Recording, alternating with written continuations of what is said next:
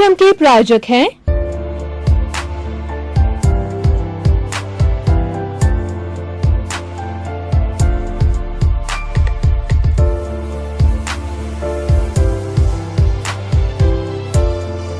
भाई और बहनों, दर्शकगण, श्रोतागण, आज हम सभी यहाँ पर चैनल 24 न्यूज़ प्लस के पुनरुत्थान कार्यक्रम में एकत्रित हुए हैं।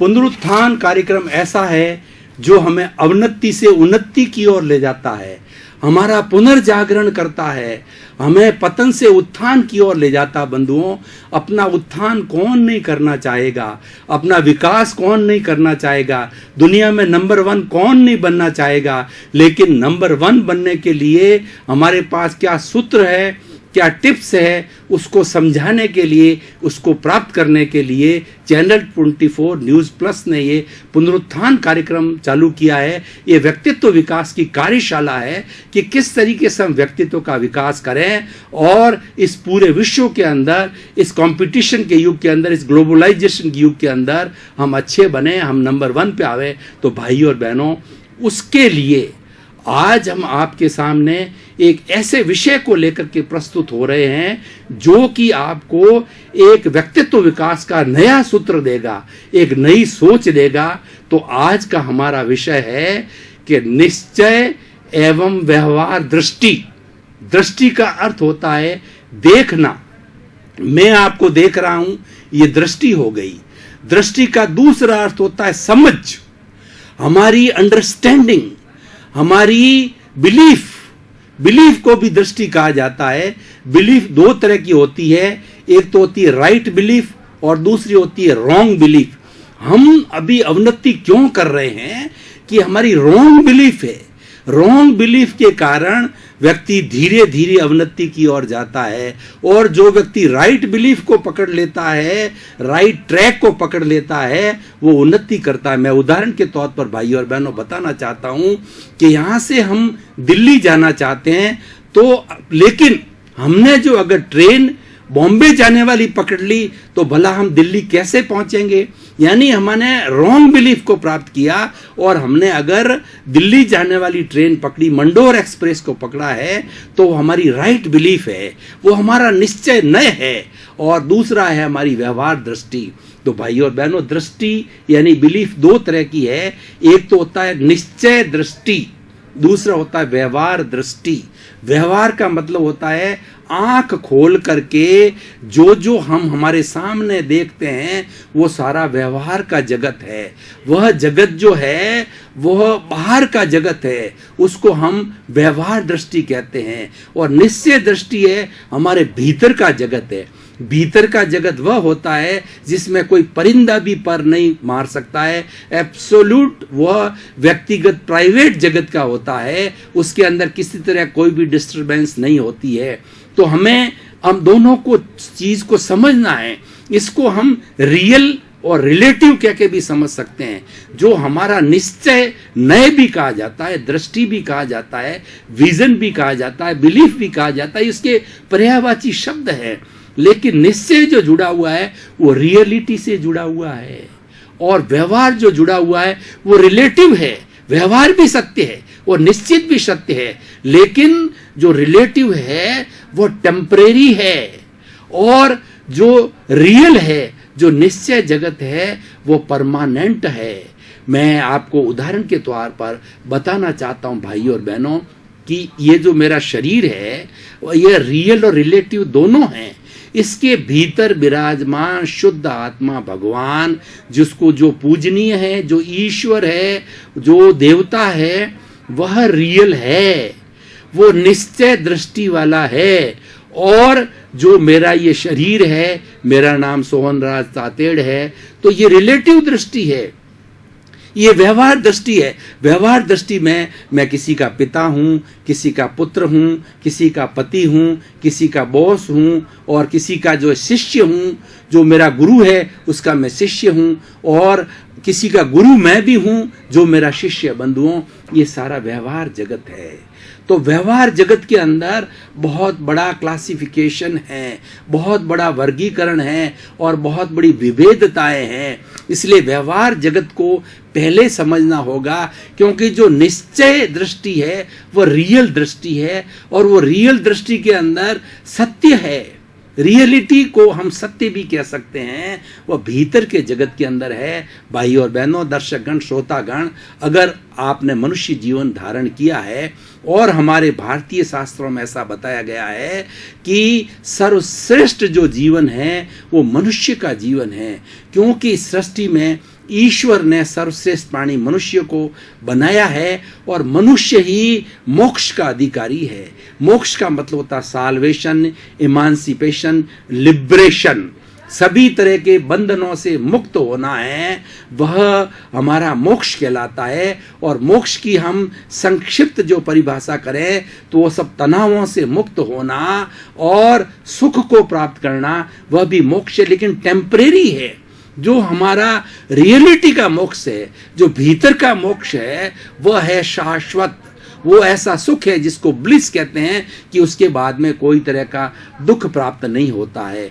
तो भाई और बहनों, हम इस रियल और रिलेटिव के सिद्धांत को हम इस व्यवहार दृष्टि और निश्चय दृष्टि दोनों को समझें और दोनों का कॉम्बिनेशन रखें, दोनों के बीच में संतुलन रखें। संतुलन करने से हमारा जीवन अच्छा होगा, लेकिन हमारी मान्यता, हमारी समझ बहुत क्लियर होनी चाहिए। तो व्यवहार दृष्टि से बात करूं तो हमें सोचना चाहिए कि व्यवहार दृष्टि से मेरा नाम सोहन राज है और जगत के समस्त जीवों को व्यवहार दृष्टि से नामधारी, देहधारी, पैकिंग रूप में मानता हूं।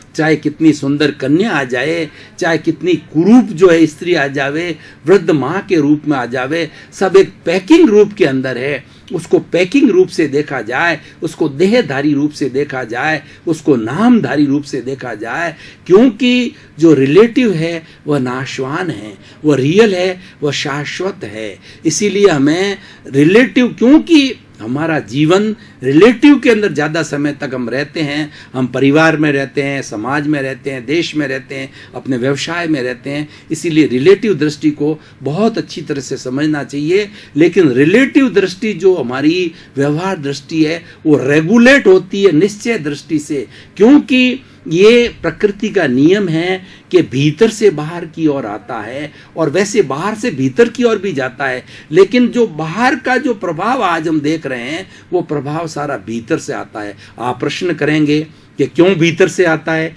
तो मैं आपको बताना चाहता हूँ कि मैं इस स्टूडियो में घर से चल के आया तो सबसे पहले मैंने घर पे चिंतन किया कि मुझे स्टूडियो जाना है और इस विषय के ऊपर जो है मुझे व्याख्या करनी है। तो ये चिंतन मैंने कहाँ किया? भीतर से किया।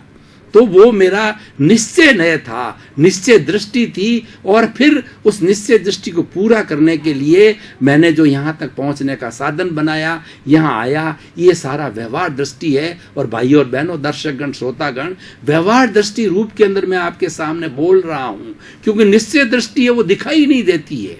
अब देखिए कि निश्चय के प्रति जो है हमारा इतना रुझान क्यों नहीं है, निश्चय दृष्टि रियलिटी के ऊपर हमारा रुझान क्यों नहीं है? क्योंकि रियलिटी दिखाई नहीं देती है। और नॉर्मली जो है 5 इंद्रियों के द्वारा हम जो देखते हैं, जो अनुभव करते हैं, उनका स्पर्श मात्र करते हैं, तो वो क्या है कि हमें सहज ही जो है वो ग्राह्य हो जाती है। लेकिन हम रियलिटी को नकार नहीं सकते हैं, क्योंकि रियलिटी ही जो है वो इस बाहर की रिलेटिव दृष्टि को करती है। तो भाई और बहनों, ये व्यवहार दृष्टि और निश्चय दृष्टि जो है, दो दृष्टियों का पालन करने से हमारे जीवन में क्या संतुलन आता है, ये मैं बताना चाहता हूँ।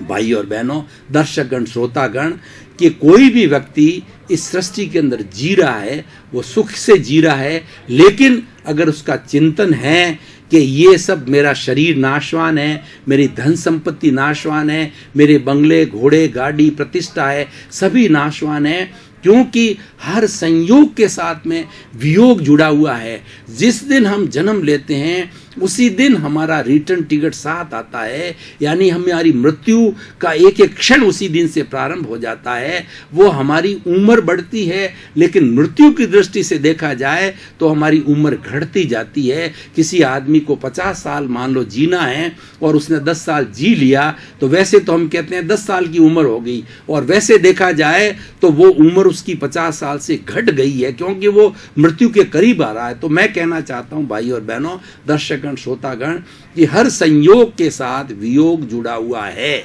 जब ये समझ हमारे में आ जाती है तो व्यक्ति कभी दुखी नहीं होगा, वो व्यक्ति कभी अत्याचार नहीं करेगा, वो व्यक्ति क्रूर नहीं होगा, वो व्यक्ति कभी भी शोषण नहीं करेगा। जिसने राइट बिलीफ को प्राप्त किया है, राइट बिलीफ क्या है कि मैं शुद्ध आत्मा हूं और जगत के सब जीवों, प्राणी मात्र, कीड़े मकोड़े, पेड़ पौधे, छोटे मोटे जितने भी प्राणी मात्र है, उन सब प्राणी मात्र में विराजमान शुद्ध आत्मा भगवान के दर्शन कर उसको नमन करता हूं।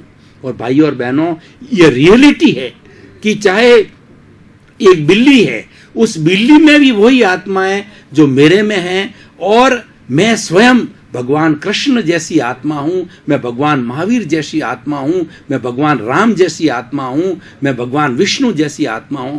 क्योंकि आत्मा के अंदर, निश्चय दृष्टि के अंदर कोई भेद नहीं है। भाई और बहनों, ये भेद जो हो रहा है, ये रिलेटिव का, ये बुद्धि के स्तर पर हो रहा है। जितना भी हमारा जो ये व्यवहार दृष्टि काम करती है, वो बुद्धि के स्तर पर काम करती है, लेकिन बुद्धि के परे भी है। बुद्धि के परे जाते हैं, वह हमारी निश्चय दृष्टि, निश्चय नय प्रारंभ हो जाता है, हमारा भीतर का जगत प्रारंभ हो जाता है। भाई और बहनों, दर्शकगण, श्रोतागण, मैं आपको एक उदाहरण के साथ बताना चाहता हूं कि आज इस ग्लोबलाइजेशन युग के अंदर इतना ज्ञान बढ़ गया है, इतनी ज्ञान की शाखाएं, आज इंटरनेट को आप टटोलिए तो इतनी ज्ञान की शाखाएं भरी पड़ी है कि सारा दुनिया का ज्ञान इंटरनेट के अंदर आ गया है। पर भाई और बहनों, दर्शकगण, श्रोतागण, मैं आपको बताना चाहता हूं कि हमारी पुरानी माएं, हमारी पुरानी दादियाँ, हमारी पुरानी नानियाँ, हमारे पुराने दादा, लोग पुराने लोग थे, उनके अंदर जो भीतर की समझ होती थी, वो भीतर में ज्यादा रहते थे, भीतर में ज्यादा सोचते थे, वो प्रज्ञा चक्षु हुआ करते थे। इसीलिए एक माँ 10-10 बेटों को बड़ा आराम से पालन पोषण कर लेती।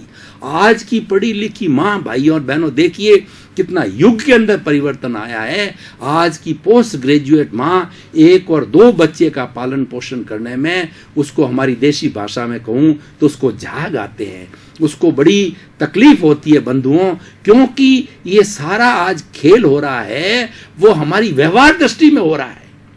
हम निश्चय दृष्टि में जाते ही नहीं है, निश्चय दृष्टि की हमको समझ ही नहीं है। इसीलिए भाई और बहनों, दर्शकगण, श्रोतागण, आज का विषय इसीलिए गया है कि हम जो देख रहे हैं, हम जो व्यवहार में कर रहे हैं, मात्र वहीं तक सत्य नहीं है, सत्य इससे परे है। सत्य में जाने के लिए प्रज्ञा चक्षु बनना पड़ेगा। भाई और बहनों, दर्शकगण, श्रोतागण, काफी समय से गहन विषय पर हम विवेचन कर रहे हैं। थोड़े समय के लिए तरोताजा होने के लिए हम ब्रेक ले रहे हैं। ब्रेक के बाद पुनः हाजिर होंगे।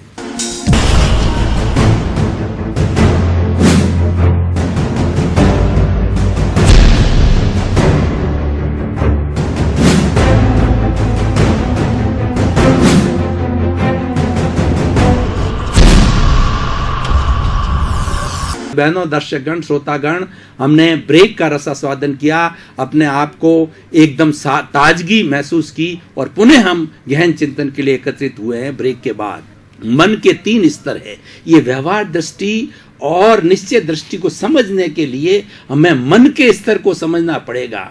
हमारे मन के और हमारी बुद्धि के कहिए, उसके 3 स्तर है। पहला जो मन है वो हमारा चेतन मन है। चेतन मन है मेरे शरीर के इर्द गिर्द काम करता है। शरीर, इंद्रियां, और इंद्रियां क्या सोचती है और वो लेकर के उसको ग्रहण करना, भूतकाल की स्मृति करना, वर्तमान का चिंतन करना और भविष्य की जो स्मृति करना, उसके अंदर मन की संयोजना है। इसको हम चेतन मन कहते हैं। ये व्यवहार दृष्टि में, व्यवहार जगत में बहुत ज़्यादा चलता है। खाना पीना, सोना बैठना, उठना, धन कमाना, ऐश करना, आराम करना, भोग करना, विलास करना, प्रतिष्ठा, पद, ये सब जो है हमारे चेतन मन के कार्य होते हैं और चेतन जगत के दूर। इसीलिए व्यवहार दृष्टि यहाँ जलती है। यहाँ सारे भेद है, सारे भेद व्यवहार दृष्टि के अंदर है। कोई पढ़ा लिखा व्यक्ति जो है वो गरीब है, और कोई जो है अनपढ़ है वो करोड़पति अरबपति है। कोई बहुत बड़ा जो है पहुंचा हुआ गुणवान व्यक्ति है, उसको प्रतिष्ठा नहीं मिलती, और जो क्रूर व्यक्ति होता है उसको प्रतिष्ठा मिल जाती है। धन जो है वो हिंसक के पास में धन आ रहा है, अहिंसक है उसको खाने के लाले पड़ रहे हैं। ये सारा भेद है हमारी व्यवहार दृष्टि के अंदर है। लेकिन भाई और बहनों, निश्चय दृष्टि के अंदर कोई भेद नहीं है। इसीलिए निश्चय दृष्टि को समझना बहुत जरूरी है। जैसा मैंने बताया कि संसार के अंदर जितनी भी आत्माएं हैं सब समान हैं।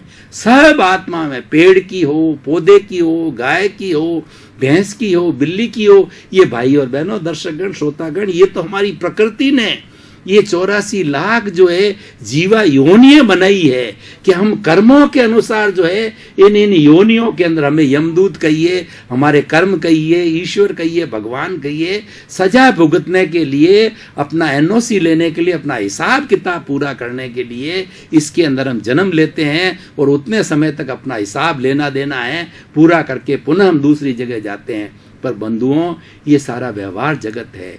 निश्चय दृष्टि है, वो राइट बिलीफ है। जिसने राइट बिलीफ को प्राप्त किया, हम ये कहीं विरोध की बात नहीं कह रहे हैं।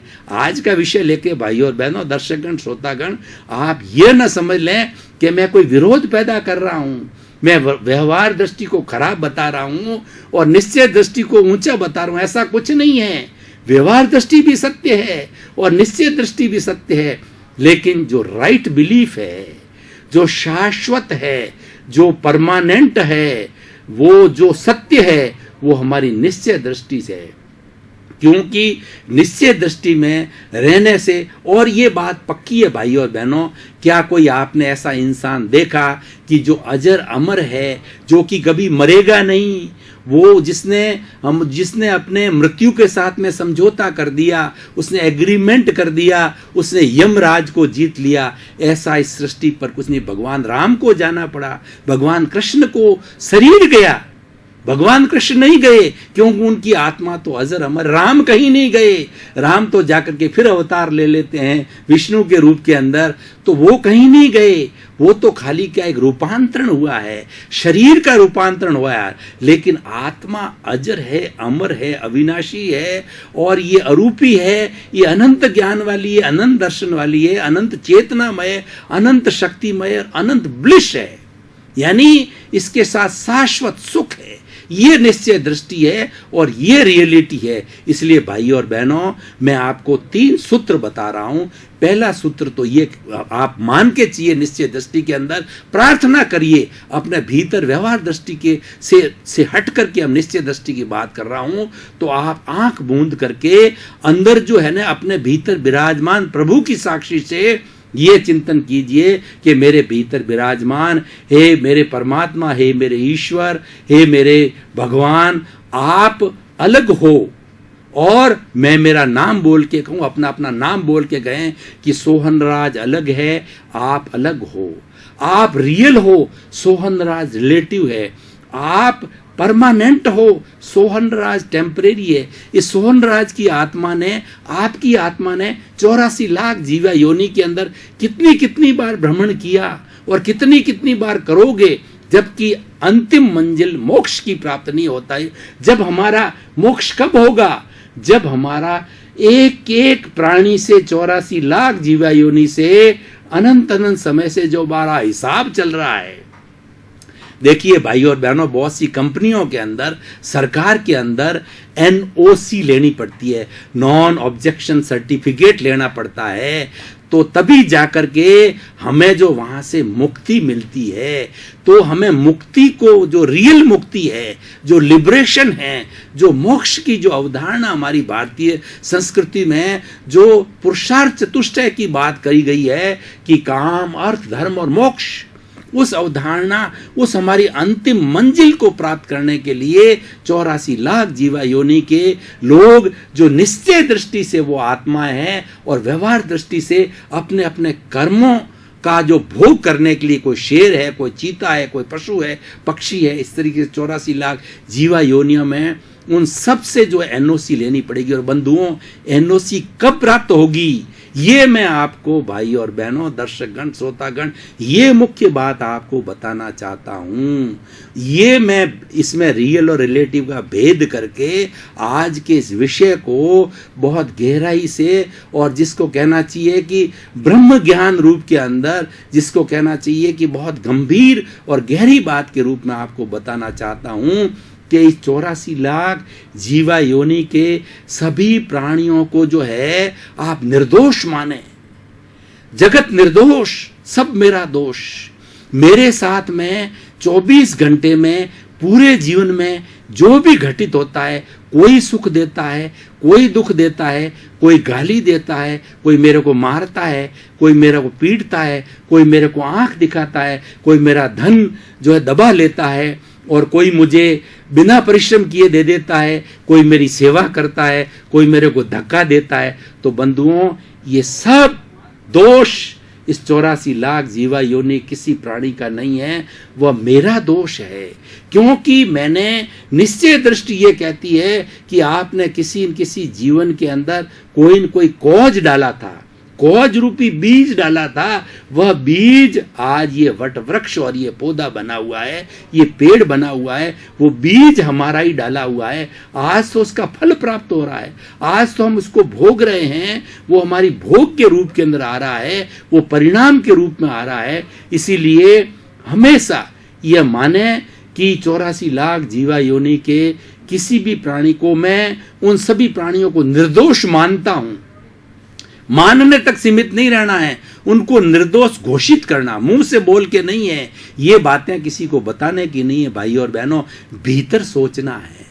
क्योंकि निश्चय दृष्टि से बात करूं तो निश्चय दृष्टि तो भीतर सोचने का है, प्राइवेट वर्ल्ड का है। इसके अंदर बताने की जरूरत नहीं है। बताने के लिए तो हमारी व्यवहार दृष्टि है, जो कि मैंने कितना गहराई से बताया है कि व्यवहार के अंदर कितना चलता है। ये मेरा बंगला है, ये मेरी कार है, मैं मंत्री हूँ, मैं विद्वान हूँ, मैं प्रोफेसर हूँ, मैं कुलपति हूँ, मैं बहुत बड़ा आदमी हूँ, मेरे पास करोड़ों की संपत्ति है, मेरे पास इतना बड़ा फार्म हाउस है, इतना बड़ा आयोजन कर रहा हूँ, सब मेरी प्रशंसा कर रहे हैं। ये व्यवहार दृष्टि है बंधुओं।